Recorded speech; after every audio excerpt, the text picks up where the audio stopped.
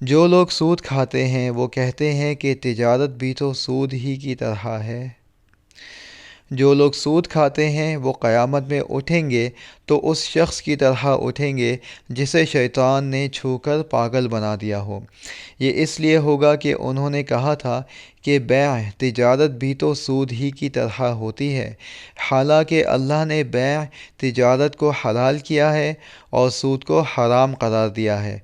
लिहाजा जिस शख्स के पास उसके परवरदिगार की तरफ से नसीहत आ गई और वो सूदी मामलात से बाज आ गया, तो माजी में जो कुछ हुआ वो उसी का है और उसकी बातनी कैफियत का मामला अल्लाह के हवाले है।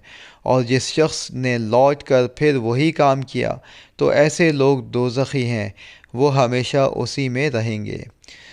सूरह बकरा आयत 275। आसान तर्जुमा कुरान, मुफ्ती तकी उस्मानी।